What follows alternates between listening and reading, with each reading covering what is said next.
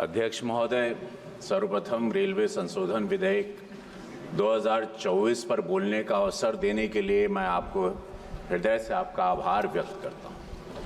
जैसा कि इस विधेयक के उद्देश्यों और कारण के विवरण अर्थात statement of objects and reasons में बताया गया है कि इस विधेयक के अर्थात बिल को लाने का उद्देश्य क्या है। रेलवे के कानूनी ढांचे को सरल बनाया जाए तथा दोनों कानून की जरूरतों को खत्म किया जाए। अध्यक्ष महोदय, हमारे यशस्वी प्रधानमंत्री अनेक अवसर पर आपने भी सुना है, देश ने भी सुना है कि उन्होंने एक बात को रेखांकित किया था कि अप्रासंगिक तथा पुरातनपंथी कानूनों को समाप्त किया जाना चाहिए ताकि प्रशासनिक संचालन सुगम हो सके तथा आम जनता के हित में तेजी से कार्य इस नए भारत में हो सके। इस संबंध में प्रधानमंत्री जी के सपने को साकार करने के लिए अनेक कदम उठाए गए। जिस बिल की चर्चा आज हम कर रहे हैं अध्यक्ष महोदय, उसका प्रमुख उद्देश्य यही है कि भारतीय रेलवे बोर्ड अधिनियम 1905 के प्रावधानों को रेलवे अधिनियम 1989 में शामिल कर लिया जाए ताकि भारतीय रेलवे बोर्ड अधिनियम 1905 को समाप्त कर दिया जाए। अध्यक्ष महोदय, भारतीय रेलवे भारत सरकार का वाणिज्यिक उपक्रम तो है ही, साथ ही साथ भारतीय रेल की सामाजिक जिम्मेदारी भी है। हर गरीब की जिम्मेदारी है आम जनता को यातायात के किफायती तथा सुगम अल्ट्रा मॉडर्न फैसिलिटीज सेवाएं उपलब्ध कराई जाए। वर्ल्ड क्लास भारत में अध्यक्ष महोदय 13,000 से ज्यादा ट्रेनें चलती, लगभग 2,40,00,000 लोग सफर करते। इतनी बड़ी तादाद अध्यक्ष महोदय रोज सफर करना भारतीय रेलवे के लिए या वर्ल्ड के किसी भी रेलवे के लिए किसी चुनौती से कम नहीं है। Next to impossible to handle such a huge population. इतनी बड़ी तादाद को लोग रोज सफर करना भारतीय रेलवे कैसे हैंडल करती है। मैं मंत्री महोदय को दिल से प्रणाम, धन्यवाद। यशस्वी प्रधानमंत्री मोदी जी को धन्यवाद। कितनी दूरदृष्टा सोच रखते हैं हमारे प्रधानमंत्री। माननीय प्रधानमंत्री जी के विजन को साकार करते हुए भारतीय रेलवे ने अनेकों माइलस्टोन हासिल किए हैं और कीर्तिमान हासिल किए हैं। भारतीय रेलवे की तरफ से जारी अभी हमारे मंत्री महोदय भी बता रहे थे, जो आंकड़े हैं 2023-24 के दौरान यात्रियों की संख्या जो रही है अध्यक्ष महोदय 648 करोड़, 648 करोड़, 54 करोड़ नए यात्रियों का इजाफा हुआ है इसमें। The people used to travel, and now because of the facility and the comfort and precautions and safety, भारतीय रेलवे के ने 2022-23 के दौरान माल ढुलाई, विद्युतीकरण, नई लाइनें बिछाने, दोहरीकरण, लोकोत्पादन और उसके साथ सुरक्षा में सुनिश्चित करने में शान उपलब्धियां हासिल की हैं, जग जाहिर है।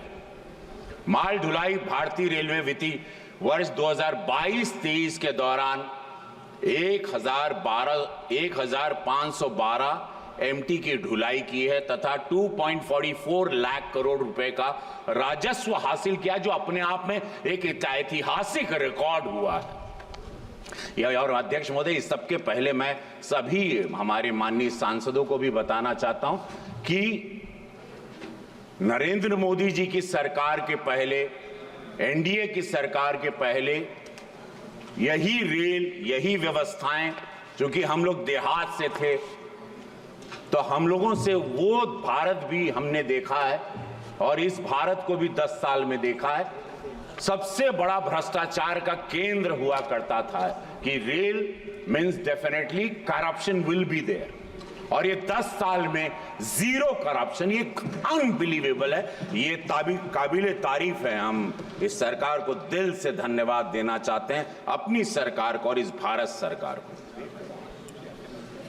भारतीय रेलवे ने वर्ष 2022-23 के दौरान जो माल ढुलाई, विद्युतीकरण, नई लाइन बिछाना, दोहरीकरण, लोकोत्पादन, उसके साथ सुरक्षा में सुनिश्चित किया है, मैंने आपसे बताया।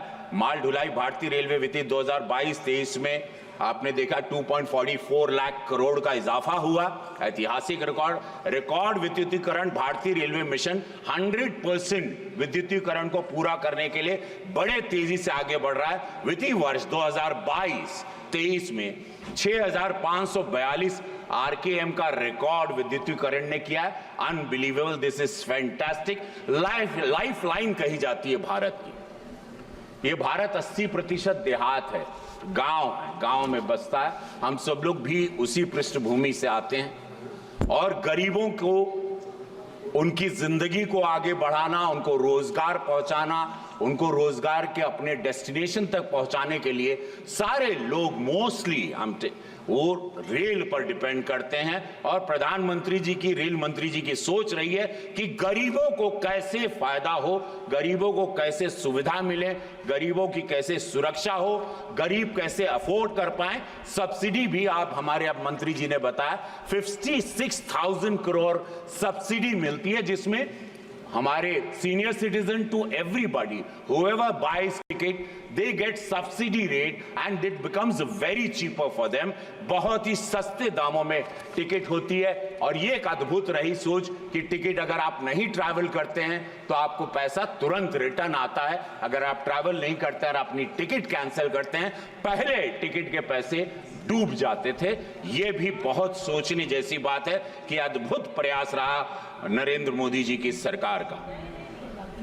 गोरखपुर से 3 ट्रैक, मैं अपने संसदीय क्षेत्र की बात कहूं, मेरी आंखों देखा है कि वहां तीसरी ट्रैक भी शुरू हो गई। चूंकि गोरखपुर एक ऐतिहासिक जगह है, गुरु गोरक्षनाथ धाम वो धरती है। 1 लाख लोग रोजाना गोरखपुर से ट्रैवल करते हैं, आना जाना उनका लगा रहता है। और वो सोच के हमारे रेल मंत्री ने, रेल मंत्रालय ने वहां पे 3rd ट्रैक शुरू कर दिया, जो कि हम वहां पर स्वयं मौजूद थे। यशस्वी प्रधानमंत्री मोदी जी भी वहां पर थे जब वंदे भारत। और मैं एक बात बताऊं महोदय जी, आपको जान के बड़ा, मैंने एक चिट्ठी लिखी थी और वो चिट्ठी लेके मैं प्रधानमंत्री मोदी जी से मिला था कि एक वंदे भारत हमको भी दीजिएगा। रेल मंत्रालय भी गया और आपको बताऊं, उन्होंने ना ट्रेन दी वंदे भारत, यशस्वी प्रधानमंत्री स्वयं वहां आए, उन्होंने उसको झंडी दिखाई। अब गोरखपुर से वंदे भारत चलती है। तो एक सांसद की चिट्ठी को कितना दिल पर लेते हैं। जहां पर जरूरत होती है प्रधानमंत्री जी, रेल मंत्रालय, वहां तुरंत आप पाएंगे कि एक्टिव रहते हैं और उसको रिजल्ट ओरिएंटेड सरकार के रूप में इसीलिए जाना जाता है। तो अध्यक्ष महोदय जी, 3 ट्रैक के साथ गोरखपुर तो आगे बढ़ ही गया। नई लाइन बिछी 2022-23 के दौरान 5243 किलोमीटर की नई लाइन बिछाई। रोजाना काम हो रहा है, एवरी डे। बुलेट ट्रेन के बारे में मैं बता दूं, पूरा देश जानना चाहता है। अपोजिशन हमेशा करता है कि क्या बुलेट ट्रेन पॉसिबल है। मैं उनकी जानकारी में दे दूं कि 300 किलोमीटर का ट्रैक लग चुका है बुलेट ट्रेन का। हम लोग बुलेट ट्रेन के लिए भी आगे बढ़ चुके हैं। बहुत सारे देशों से हमारी कंपनीज काम कर रही है।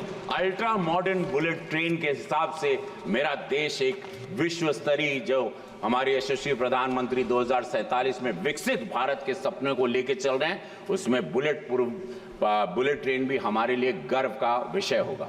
स्वचालित सिग्नलिंग, मोस्टली आप देखते हैं कि पहले 10 साल पहले एक्सीडेंट्स बहुत कॉमन थे, दुर्घटनाएं कॉमन थी, लोगों की, आम गरीब की मृत्यु होना बहुत कॉमन थी और कोई भी सेंसिटिव तरीके से उनको लेता नहीं था।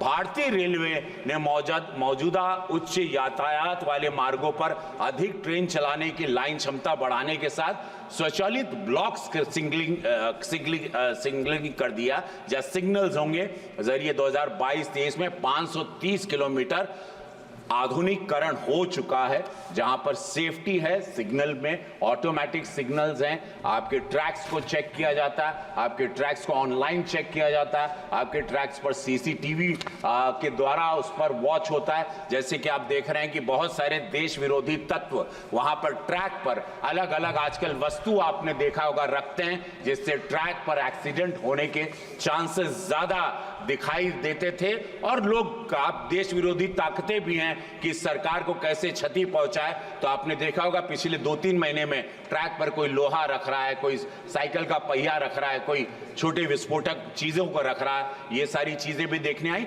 लेकिन उन सभी लोगों को बता दूं कि ऑनलाइन चेकिंग भी सीसीटीवी द्वारा हो रही है, सभी ट्रैक्स पर नजर भी रखी जा रही है। ये हमारे सरकार द्वारा, हमारे रेल मंत्रालय ने एकदम हाईटेक इस फैसिलिटीज को किया, मैं उनको धन्यवाद देता हूं। इसके अलावा डिजिटल इंटरलॉक स्टेशन, फ्लाईओवर निर्माण, गति शक्ति फ्रंट टर्मिनल इत्यादि के क्षेत्र में भारतीय रेलवे ने नए नए कीर्तिमान स्थापित किए हैं। हमारी अर्थव्यवस्था में महत्वपूर्ण योगदान हुआ है। अध्यक्ष महोदय, कृपया समाप्त करें भैया इतना उपलब्धि और थोड़ा टाइम लगी, हो गए बहुत हो गई 2 मिनट। अध्यक्ष महोदय, बहुत आ गई, बहुत, अरे अभी बहुत किए हम लोग, जनता है, इतना अचीवमेंट कैसे गिनवाएंगे? हो गए 2-3 घंटा था हमके। अच्छा, कृपया संक्षिप्त करें। अरे इतना काम कैसे सरकार के लिए तो बोले के पड़ी, गागर में सागर भर देगा ना ही हो माना।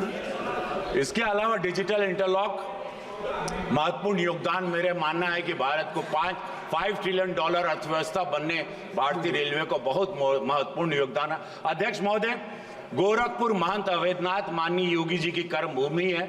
आपके माध्यम से मैं सरकार को धन्यवाद कहना चाहता हूं कि गोरखपुर जंक्शन को आपने 500 करोड़ का, रेल मंत्री जी को मैं दिल से, यशस्वी प्रधानमंत्री जी को कोटि कोटि धन्यवाद कि 500 करोड़ रुपया अध्यक्ष महोदय मेरे संसदीय क्षेत्र को पारित हो चुका है। प्रधानमंत्री जी ने जिसका शिलान्यास किया, गोरखपुर स्टेशन को NSG 1 श्रेणी में शामिल किया गया। इस श्रेणी में आने का मतलब कि गोरखपुर स्टेशन के विकास पर अधिक पैसा खर्चा किया जा सकता है।